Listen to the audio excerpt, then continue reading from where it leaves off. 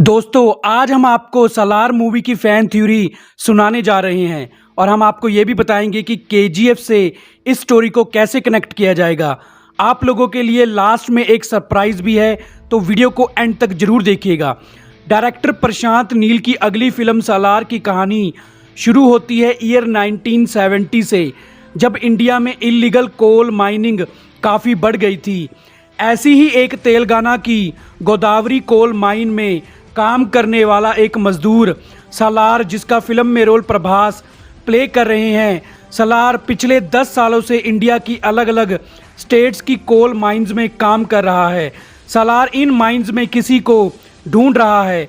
असल में आज से 10 साल पहले जब सालार इंडियन आर्मी में सोल्जर था, तब उन दिनों सालार के पिता आंध्र प्रदेश की कोल माइन में साइट मैनेजर की पोस्ट पर काम कर रहे थे।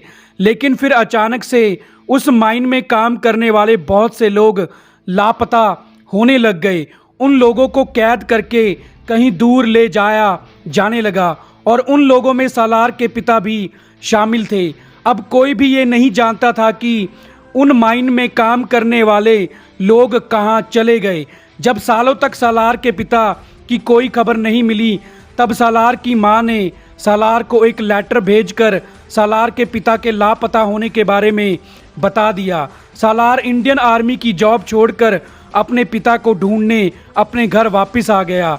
सालार ने हर जगह पुलिस के पास और मिनिस्टर्स के पास अपने पिता को ढूंढने की रिक्वेस्ट की, लेकिन किसी ने भी सालार की मदद नहीं की और ना ही कोई उन लापता लोगों के बारे में बात करना चाहता था, क्योंकि जो कोई भी उन लापता हुए लोगों के बारे में जानने की कोशिश करता था वो जान से मारा जाता था। ऐसा ही हमला सालार पर भी हुआ, लेकिन सालार उस हमले में मरा नहीं, बल्कि सालार ने हमला करने वाले दुश्मनों को ही जान से मार दिया।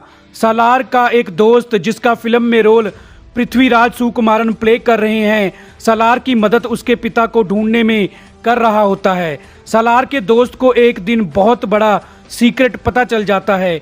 उस सीक्रेट का प्रूफ लेकर सालार का दोस्त उस माइन से आ ही रहा होता है कि एक गैंगस्टर राजा मनार, जिसका फिल्म में रोल जगपति बाबू प्ले कर रहे हैं, सालार के दोस्त को जान से मार देता है। अब सालार को समझ में आने लग जाता है कि उसके पिता का लापता होना, सालार पर हमला, इलीगल माइनिंग और सालार के दोस्त की मौत का, इन सब का कुछ कनेक्शन जरूर है। गैंगस्टर राजा मनार वो ही है जो केजीएफ के सूर्यवर्धन और अधीरा के लिए ही काम करता है, लेकिन सालार अभी केजीएफ के बारे में कुछ नहीं जानता।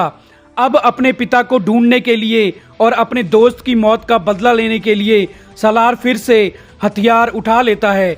सालार गैंगस्टर राजा मनार तक पहुंचने के लिए उसके आदमियों को एक एक करके मारना शुरू कर देता है। अब धीरे धीरे सालार के दुश्मन बढ़ने लग जाते हैं, लेकिन उस दौरान एक जर्नलिस्ट आद्या, जिसका फिल्म में रोल श्रुति हसन प्ले कर रही है, सालार की दोस्त बन जाती है, क्योंकि आद्या भी कई सालों से जो लोग लापता हो रहे हैं उनके बारे में रिसर्च कर रही थी। अब आद्या और सालार दोनों मिलकर इस इलीगल माइनिंग के लिए लापता हुए लोगों को ढूंढने में लग जाते हैं। सालार अब कुछ भी करके अपने पिता को वापस लाना चाहता है, इसलिए जो कोई भी सालार के रास्ते में आता, सालार उसको मार देता। एक तरफ सालार का खौफ पूरे अंडरवर्ल्ड में बढ़ने लग गया था, दूसरी तरफ वो लोग अब सालार का साथ दे रहे थे जिनके परिवार के सदस्य कई सालों से लापता हो गए थे। सालार अभी भी केजीएफ के बारे में कुछ नहीं जानता था, क्योंकि सूर्यवर्धन और अधीरा ने केजीएफ को दुनिया से छुपा कर रखा हुआ था और दूसरी माइंस की तरह कोई भी केजीएफ में अधीरा की मर्जी के बिना अंदर नहीं जा सकता था। इसलिए सालार ये नहीं जान पाया था कि उसका लापता पिता और कहीं नहीं बल्कि केजीएफ में उन 20,000 मजदूरों में शामिल है जो सूर्यवर्धन के लिए माइनिंग करते हैं।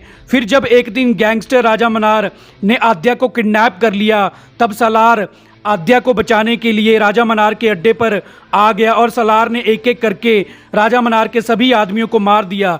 अब गैंगस्टर राजा मनार और सालार के बीच जबरदस्त फाइट होती है। सालार गैंगस्टर राजा मनार को जान से मार देता है। गैंगस्टर राजा मनार मरते मरते सालार को बताता है कि तुमने मुझे तो मार दिया, लेकिन तू अपने बाप से कभी नहीं मिल पाएगा, क्योंकि अब केजीएफ में गरुड़ा मारा गया है और अधीरा जिसको पूरी दुनिया मरा हुआ समझ रही है, केजीएफ पर कब्जा करने वापिस आएगा। अधीरा केजीएफ के सभी मजदूरों को मार देगा और उन मजदूरों में तेरा बाप भी मारा जाएगा। इतना बताकर गैंगस्टर राजा मनार मर जाता है और फिल्म के लास्ट सीन में केजीएफ का वही सीन दिखाया जाता है जहां सालार का पिता केजीएफ के 20,000 मजदूरों के बीच खड़ा होकर रॉकी को काली मां की पूजा करते देख रहा होता है। और ये केजीएफ चैप्टर 1 मूवी का लास्ट सीन होता है जब रॉकी ने गरुड़ा को मारकर केजीएफ पर कब्जा